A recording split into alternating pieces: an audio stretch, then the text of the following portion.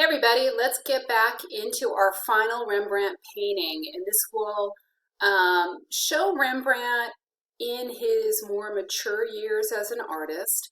It also is very revealing about the breadth of his subjects in art that weren't just portrait-based, but often very poignant religious themes. This is one of my favorite Rembrandts. I think it says so much without what we're used to with Baroque style being very theatrical and dramatic, right? If this was done by, Caravaggio or Peter Paul Rubens, it would be a completely different painting. And maybe it's that Protestant restraint up in the Dutch Republic that guided Rembrandt in this interpretation of a famous biblical story. So some of you, based off the title, Return of the Prodigal Son, and again, the dating of the painting is from 1665. Let me show it to you. I realize I don't have that screen up yet.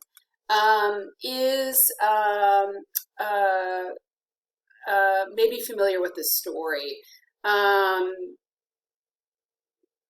What you find here is a story whose core message is one of mercy and forgiveness.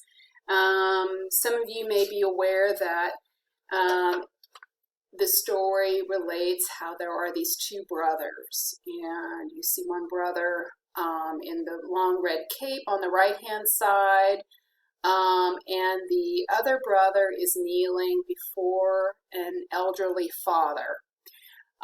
There was an inheritance that was going to be received by both brothers, and the one brother kneeling asked for his inheritance early. And essentially, he leaves home, not surprisingly, with that inheritance, and spends his time away on what I call the biblical equivalent of Sin City, whatever the Vegas was of those days, on spending his time on sinful pursuits. So all those sins we've been seeing warnings against, probably, gluttony and lust, and of course greed is definitely already happened here with him asking for his inheritance early. And not surprisingly, in a short amount of time, he goes through every biblical penny he ever received from his inheritance, probably gets roughed up and comes to his senses, returns home. And this is the scene that Rembrandt is showing us, showing this son kneeling before his elderly father. And we don't need to see the face of that prodigal son.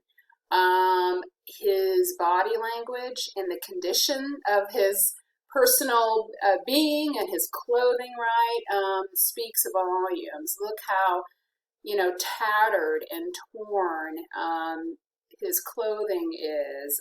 The shoes are literally falling off his feet. His hair looks shorn, like he perhaps, I don't know, was ill. I don't know, a lice outbreak, something happened. He's just in very poor condition. But his body language, right, on his knees is one that shows that he is asking to be reaccepted in the family, to be forgiven for his foolishness and the temptations that he experienced. Another important component of the painting is more or less just left of center in the composition. You see the father leaning over, and just with a simple gesture, right, hands placed on the back of his son, it speaks volumes.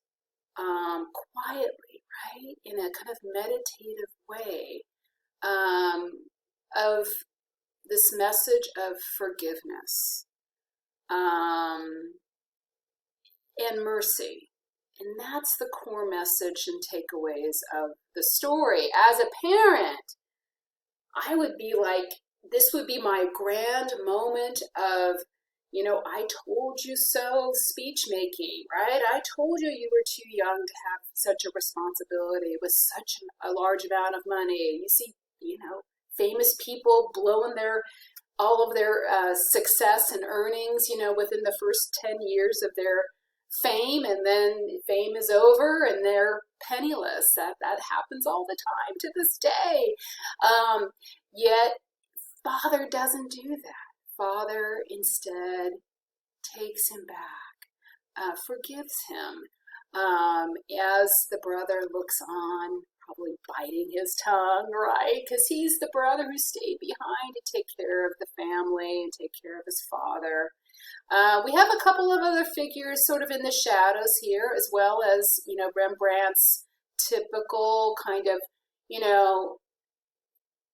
a non-specific background, right? Because he wants our attention in the foreground scene. And here you really do see this quality of diffused golden kind of amber tone lighting that's really distinctive with Rembrandt in his later years. It's as if everything is kind of pouring through an amber toned glass, right? With that kind of tans and tobacco colored shades of browns and grays.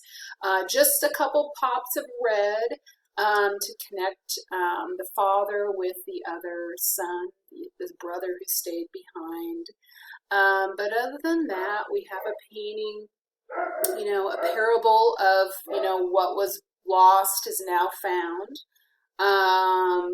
of quiet human emotion, tenderness, without that more typical Baroque, almost soap opera level theater and drama and tenebrism that we've met with other artists. So again, the beauty of Rembrandt, the master of light, in the Baroque art of the Dutch Republic. Have a great day.